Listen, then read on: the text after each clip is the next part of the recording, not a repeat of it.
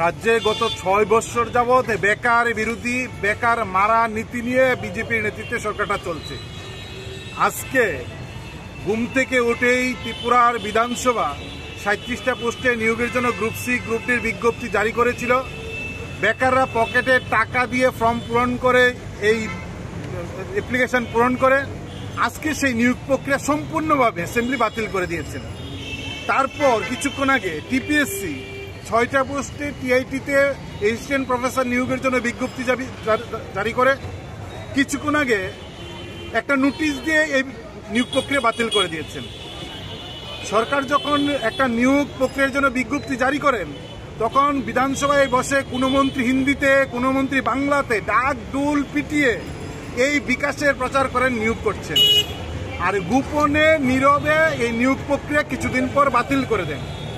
আমাদের ধারণা যে বিধানসভায় যে 37টা পোস্টে নিয়োগের জন্য লক্ষ লক্ষ টাকা সংগৃহীত হয়েছে, বেকারের পকেটের টাকা নিয়োগে পূরণ করতে গিয়ে জমা দিয়েছেন। এখন সরকার যদি টাকা রোজগারের জন্য প্রতারণার রাস্তা বেকারদের সামনে ফাঁদ পেতে দেন, ভয়ঙ্কর সরকার। আমরা বামপন্থী ছাত্র যুবরা দাবি করছি রাজ্যের শিক্ষিত বেকাররা ঐক্যবদ্ধ হন।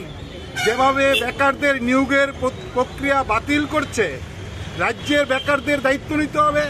এই সরকারকে আগামী দিনে বাতিল করতে হবে দ্রুত। কি চলছে?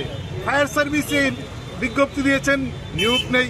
জেআরবিতে বিজ্ঞপ্তি দিয়েছেন, ইন্টারভিউ নিয়েছেন, নিয়োগ নেই।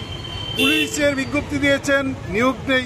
জেল পুলিশের বিজ্ঞপ্তি দিয়েছেন, নিয়োগ নেই। ফলে এই যে বিজ্ঞপ্তি জারি করছেন রিক্রুটমেন্টের, আর তার কোনো খবর নেই। ফলে বেকার মারা নীতি, বিজ্ঞপ্তি জারি করে নিয়োগ প্রক্রিয়া মারার প্রশ্নে সরকার যে গুরুতর অন্যায় করছেন, বেকার বিরোধী নীতি করছেন, তার নিন্দা আমরা জানাচ্ছি। এবং আমরা খবর পাচ্ছি এই যে সরাসরি সরকারি দপ্তরে সরকারি নিয়োগ, এটাকে বেসরকারিভাবে কোনো পরীক্ষা ছাড়া, কোনো ইন্টারভিউ ছাড়া আউটসোর্সিংয়ে কীভাবে নিয়োগ করা যায়, নিজের ঘরের ছেলেদের বেআইনি বাঁকা পথে আউটসোর্সিংয়ের নাম করে বিনা ইন্টারভিউতে কীভাবে নিয়োগ করা যায়, তার জন্য অ্যাসেম্বলিতে এই প্রক্রিয়া বাতিল করেছেন। আমরা তার নিন্দা জানিয়ে বেকারের কাজের দাবিতে আমরা এই মিছিল সংগঠিত করছি।